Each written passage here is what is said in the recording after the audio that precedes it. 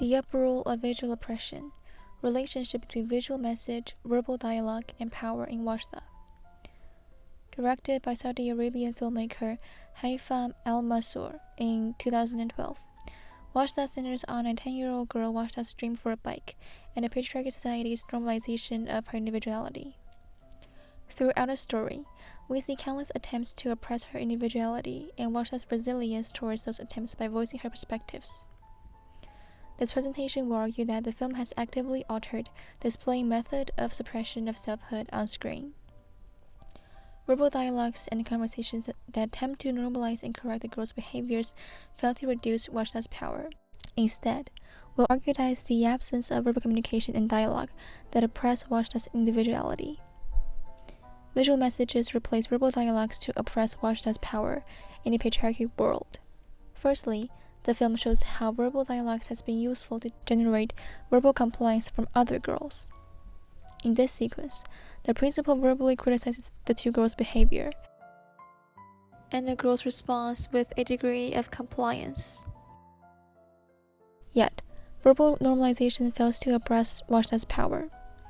There are countless examples demonstrating her verbal rejection towards the voices that attempt to suppress her individuality.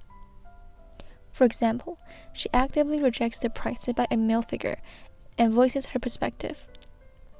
Especially in this sequence, Wadjda also actively uses verbal dialogue to voice against the male figure. Even when her mother complies to the male's request, we see Wadjda's individuality surfaces as she voices her objection for her mother. Verbal dialogues and voices from the patriarchy environment cannot suppress her power. Instead, Wadjda's power becomes more evident through her relationship between the sovereign power that tries to regulate and normalize her. Yet, the film does not represent her as a feminine figure resilient to all oppressions imposed by the patriarchal world. We argue that Wadjda is forced to confront the patriarchal subjugation of women through visual messages. Instead of oppressions through verbal dialogues, we see oppressions delivered effectively by visual representations, through a lack of verbal dialogue. We encounter Wadjda's first emotional breakdown in this sequence, when Abdullah puts on the training wheels for her without a verbal explanation of why he puts on the wheel in the first place. The visibility and presence of the wheels greatly disturb Wadjda, and she bursts into tears for the first time. The visual message of the training wheel denies Wadjda's ability to ride the bicycle and her power to be treated equally as her peers. The wheel also embodies the patriarchy system's normalization of the females.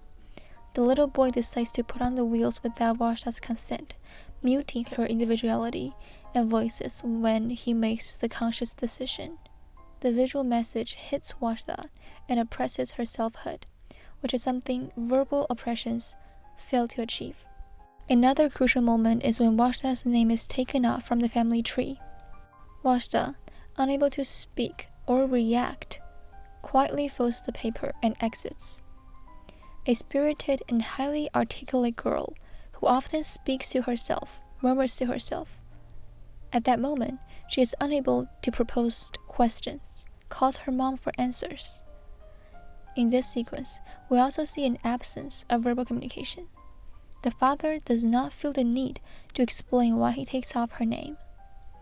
The visual message once again delivers messages from the patriarchal society and hits Wadjda profoundly.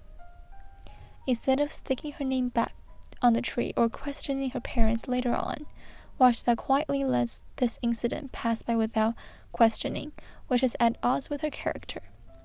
She acknowledges the society's subjugation of her character and leaves without actively voicing her objection, as she has done multiple times when patriarchy uses verbal dialogues to try to oppress her.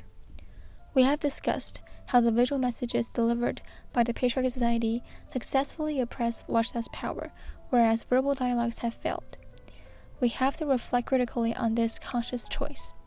Why the filmic discourse makes the decision to let visual messages, not the verbal dialogues, diminish Wadjda's power. Perhaps we're accustomed to think that verbal correction and argument have more power to silence the female voices. Yet, The film critically emphasizes the significance of visuals as powerful agency to oppress female power and individuality. Visual messages can exert patriarchal oppression without unmuting themselves. Visual messages are powerful in their omnipresence in our everyday life, whether it be the training wheels, the lack of representation of names, the tapes that block but also fragmentize the female bodies in advertisement posters. While actively pointing out the verbal repression, we have to carefully also discern and realize the power of visual messages and their power to normalize, suppress, and alter the female characters.